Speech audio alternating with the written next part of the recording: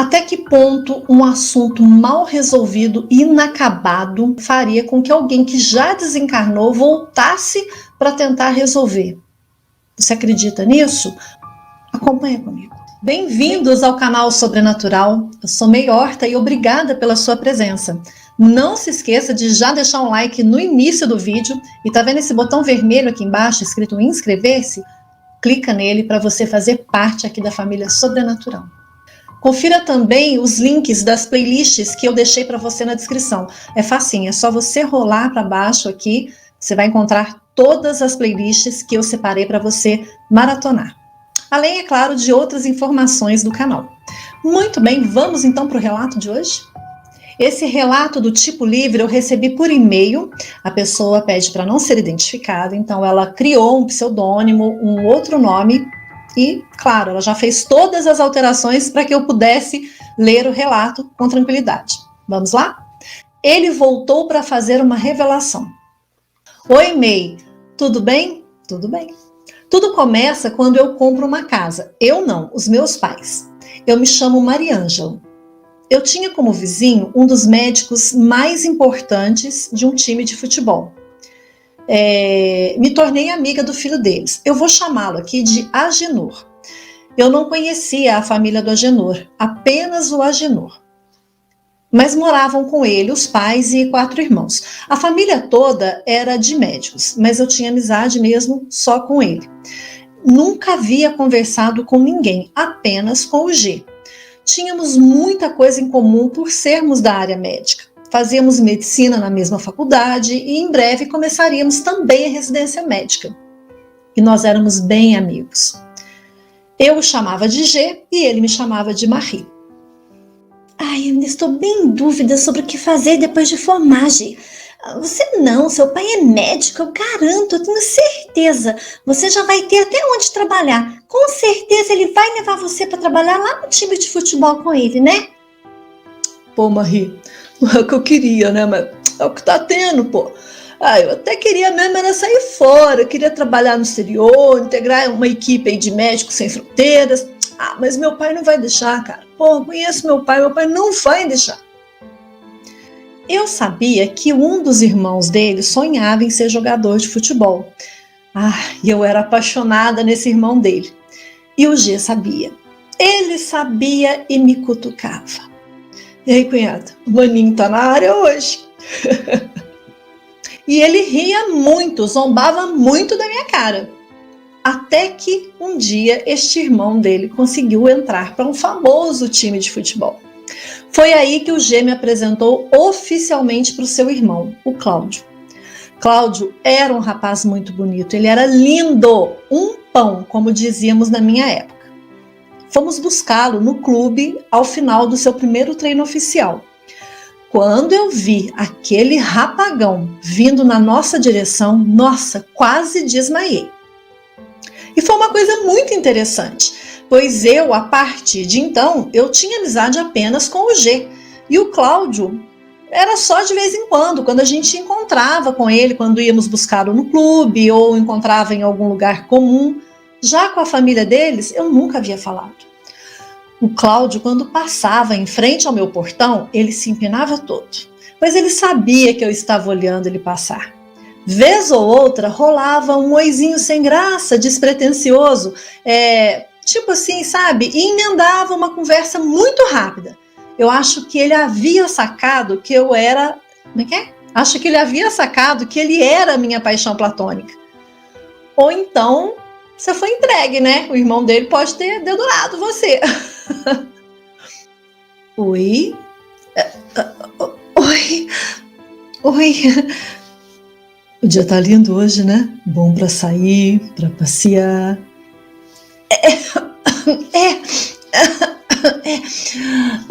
Sim, mas eu tenho plantão hoje.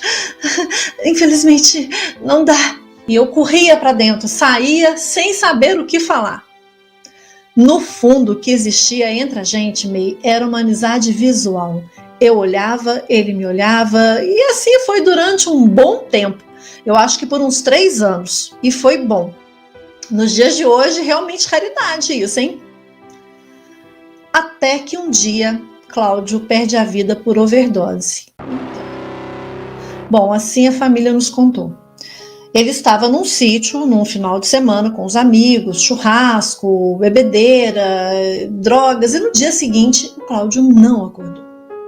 Fui ao velório e ao sepultamento. Fui junto com meus pais. Acabei por conhecer os pais dele e o restante da família, mas só naquele momento das condolências mesmo, viu? Eu fui mais por causa do G, a gente era muito amigo, e também pela minha paixão platônica pelo Cláudio. Foi inacreditável. Eu olhava ele ali e não acreditava no que tinha acontecido. Foi um momento de muita dor e tristeza. A sua família era muito benquista ali na rua, sabe? Eu e a minha família não éramos tão próximos da família dele, mas a vizinhança no geral era. Foi algo que abalou a todo o bairro. O sonho do menino que queria ser jogador de futebol, filho de um médico famoso de futebol, e de repente o cara perde a vida assim, num sítio, num final de semana, com os amigos, por causa de overdose enquanto dormia?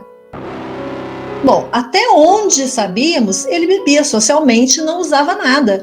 Era careta, a gíria que a gente usava na época para quem não usava nada. May chocou a todos nós. G e os pais ficaram inconformados com o ocorrido. Poxa, não é para menos, né? A pessoa vai para um sítio com os amigos e vai comemorar e tudo mais e perde a vida dormindo. Até então devia ser uma pessoa saudável, pois jogava futebol, gente. Vamos lá, né? Vamos ver como continua essa história. Tempos depois do falecimento deste rapaz, era final de domingo. E eu estava em casa sozinha e repentinamente eu tive um sono muito forte. Eu não conseguia parar em pé. Eu cambaleava dentro de casa, mas num sono que eu não sei de onde veio tanto sono. May, acabei pegando no sono e dormi sentada no sofá. E sonhei. Sonhei justamente com o Cláudio. E neste momento, ele me pede que leve um recado para a família. Mariana, a gente não se conheceu tão bem, mas eu preciso muito que você leve um recado meu para minha família. A minha irmã, ela não está em casa neste momento. Ela está de plantão no hospital. Meu irmão também não está. Meus pais estão em casa, estão sozinhos, só os dois. E eu preciso, Mariângela, eu preciso que você vá até lá e vá falar com eles. Exatamente o que eu vou te dizer. Por favor. Olha, eles vão estranhar você chegar lá e dizer que quer falar com eles, pois eu sei que vocês não têm amizade. Mas diga que você tem um recado meu e que é muito importante que eles ouçam o que você tem para dizer, Mariângela. Mariângela, você vai dizer isso para eles. E eu acordei. De um sobressalto, eu acordei e fiquei ali, meio assim titubeando, sem saber se eu ia ou se eu não ia até lá. Eu abria a janela, olhava e fechava, abria, olhava e fechava. Eu fiquei numa mistura de medo, numa ansiedade, sabe? De repente parecia que o Cláudio estava dentro de mim naquele momento. Foi assustador. E ele me pediu que falasse com os pais. E pediu exatamente para dizer que não acusassem os amigos e que nem levasse o processo judicial avante, pois afinal o Cláudio não era tão vítima assim. O que os pais não sabiam é que ele, o Cláudio, é quem fornecia as drogas para o pessoal. Aquela turma que estava lá no sítio era, na verdade, clientela dele. A festa era só uma fachada, foi, na verdade, um encontro para que a clientela fosse buscar as suas encomendas. Infelizmente, ele acabou abusando e usou demais naquele dia. Ele era o único responsável por esse desfecho trágico. Olha, e você disse para minha família que o G, ele sempre soube. E levar isso adiante vai trazer mais dores ainda para eles e para as outras pessoas.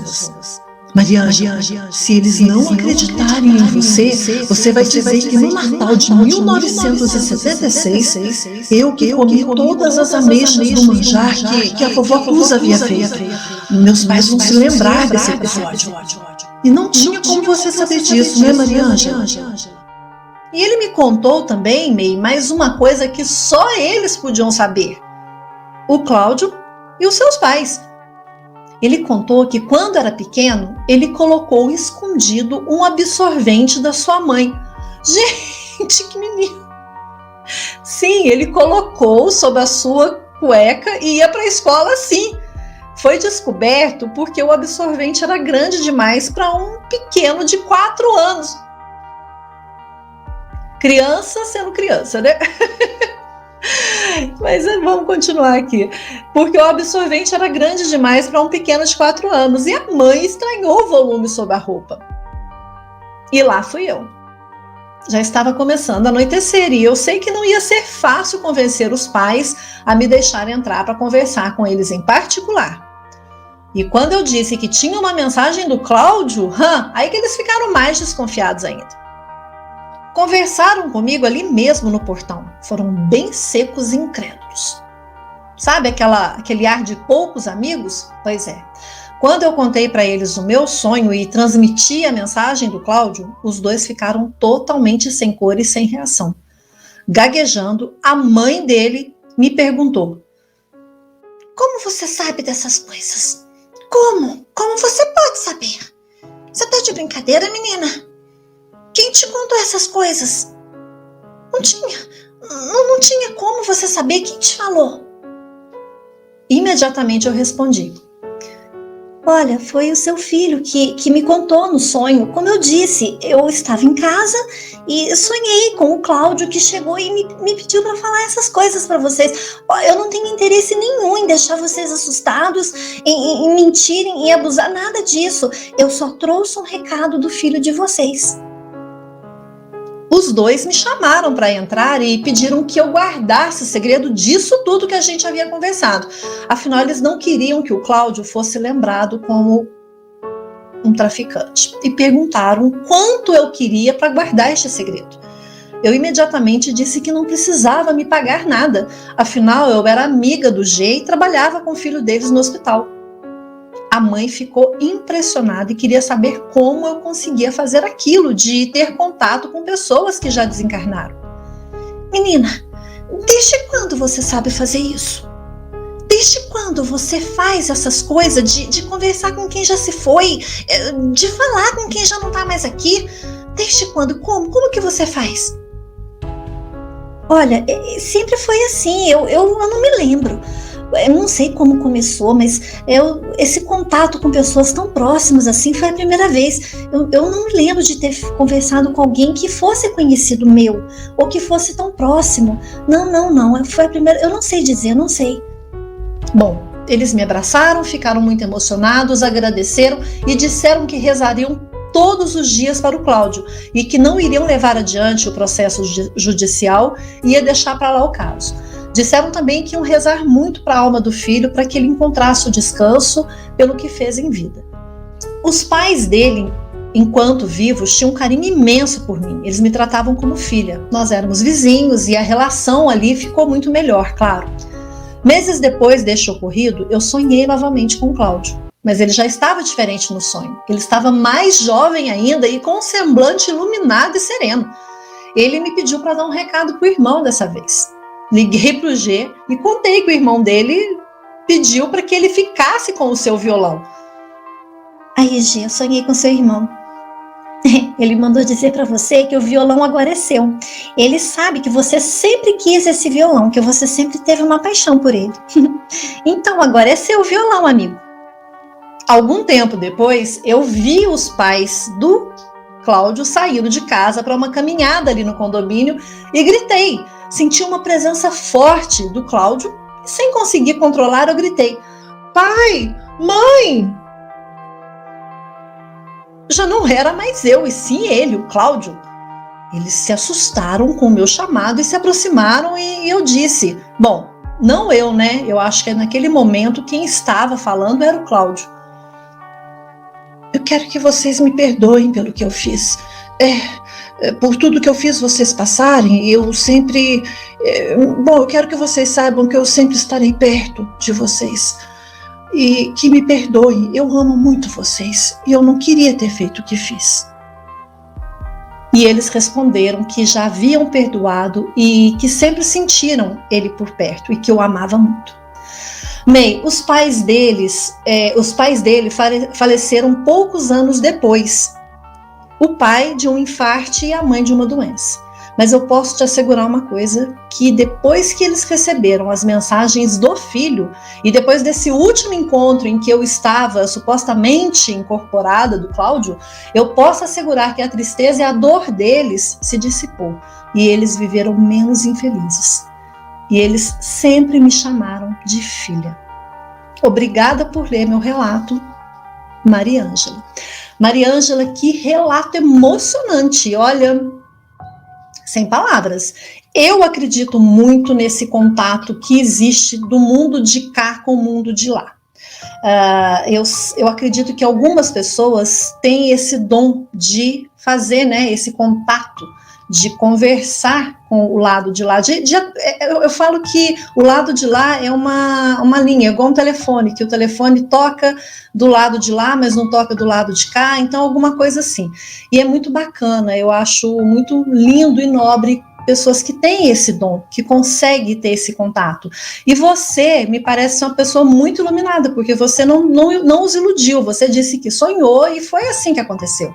Você me parece ser uma médium de sonhos, né? Aliás, isso ainda acontece com você? Agora eu fiquei curiosa. Conta depois pra gente, tá bom? Gostei demais de saber.